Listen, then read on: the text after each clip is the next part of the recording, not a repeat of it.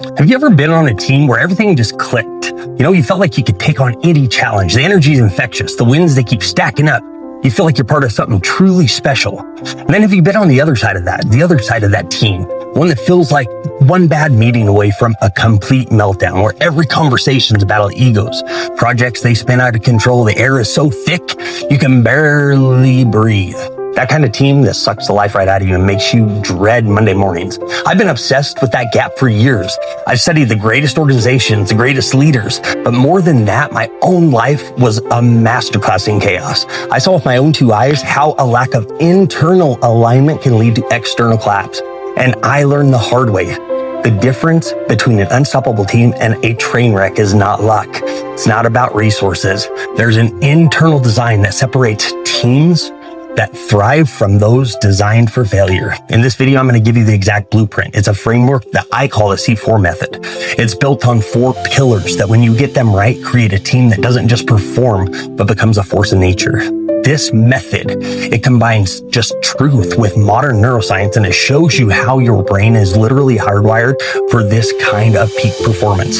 So if you're done with the chaos and you're ready to build something that really does last, you need to stay with me. All right, guys, that first pillar is clarity. Clarity is a bedrock of any unstoppable team, right? I know it sounds almost too simple to be true, but the absence of clarity, that mindset in teams, it's horrible. Clarity means knowing with zero doubt who you are, where you're going, and why on earth it even matters. For teams, that has to be crystal clear. It's a high definition picture of the mission, the vision, the values, the exact role each person plays in making that happen. Failing teams are lost in a fog. They're operating in a sea of assumptions. People are just guessing at the priorities. They're tiptoeing around the unspoken rules, the fuzzy expectations, the lack of clarity, right? What neuroscience calls cognitive overload. When your brain is constantly trying to guess, fill in the blanks and read mixed signals, it burns a massive amount of mental energy. That fatigue, it leads to bad decision, it kills creativity, and it puts everyone in a state of chronic low-level stress. Your brain is wired to protect you, just defaults, right, to what it's used to. Unstoppable teams, on the other hand, they are ruthless about knowing where they're going. Their leaders know their number one job is to cut through the noise, to define the reality, to paint a picture of the future that is so vivid, you can almost taste it. They don't just write a mission statement on the wall and frame it. They bleed it, they repeat it. They filter every decision, every hire, every project through a lens of their purpose, their core purpose. From a brain science perspective, this creates what you call cognitive coherence.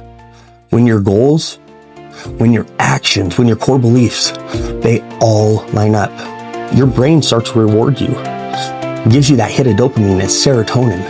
It doesn't just feel good, but it actually enhances your focus, your stability. This is why being on a team with a crystal clear purpose feels so damn good. Your brain isn't fighting 100 tiny battles. It's locked in on one meaningful target. So how do we build this? It has to start with the leader. You have to do the hard work of getting crystal clear before you can get your team on it. What are your non-negotiable values? What is the one thing that you are driving towards? What does winning actually look like in terms, and how are you going to measure that? Once you have it, you have to over-communicate it. Not in a quarterly memo, but daily in every conversation, right? In every single boring task has to tie to that giant, inspiring mission, right? On a chaotic team, someone thinks I'm just writing up a report. On a crystal clear team, they think I'm organizing the data that fuels our mission.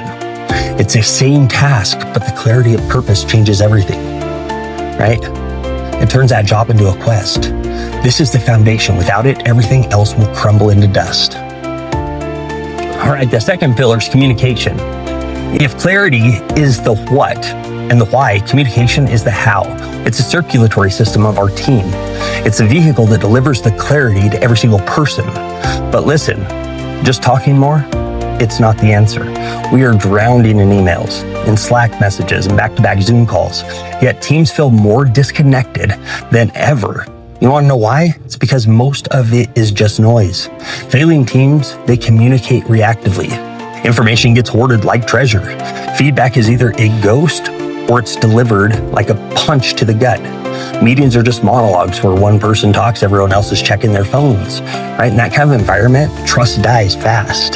Neuroscience shows that threatening or poor communication, it lights up the brain's stress response, right?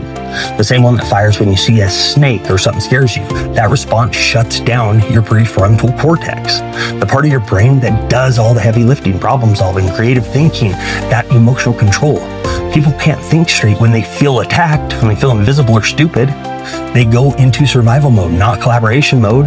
Unstoppable teams are different. They practice intentional, purposeful communication. For them, it's not about downloading data. It's about creating human connection and psychological safety. Psychological safety is just a fancy term for the shared belief that it is safe to be human. It's knowing that you can speak up, offer that half-baked idea, admit that you screwed up, or challenge the way that things are done without getting your head taken off. Landmark studies like Google's Project Aristotle, it proves that psychological safety is the single most important factor in high-performing teams. It's more important than talent, than degrees, or experience. So how does this work? How does it work in the brain? We are wired for social connection. When we have positive interactions, like someone is really listening to us or showing us empathy, our brain releases a hormone called oxytocin. They call it the bonding hormone, and it's the bonding hormone for a reason. It's what builds trust. It's what builds generosity and teamwork. When leaders create a culture of open, empathetic communication, they're literally fueling their team's brain with the building blocks of trust. It requires specific, right, deliberate habits. First, leaders go. Leaders go first. They model it. You have to listen more than you talk. That's why you have 2 ears. Ask real questions, not gotcha questions. And you have to actively pull in ideas from the quiet ones, not just loud ones. Second, you have to reframe feedback. It's not a weapon for criticism. It's a tool for growth. Make it frequent, make it specific, and focus on the behavior, not the person's character. And then finally, be intentional about how, right? Sensitive conversations should happen. They should not happen over Slack, where all tone is lost. Our brains, they evolved for face-to-face interaction, where we can read the tiny micro expressions in the body language and feel that real story. In a remote world, the best teams fight to create that richness with video and real human dialogue, not just a waterfall of text.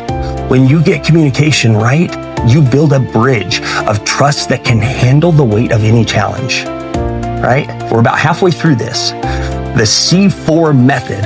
And I have a question for you. Now, which one of these first 2 pillars, clarity or communication, hits home the hardest for you right now? Have you ever seen a team that had one but not the other one? Drop it in the comments below. I read every single one of these, and your stories help all of us see this more clearly. And hey, if you're getting value out of this, do me a huge favor and hit that subscribe button right now. We're going to go deep on how to bond and build teams that live and last. And I don't want you to miss what's coming next.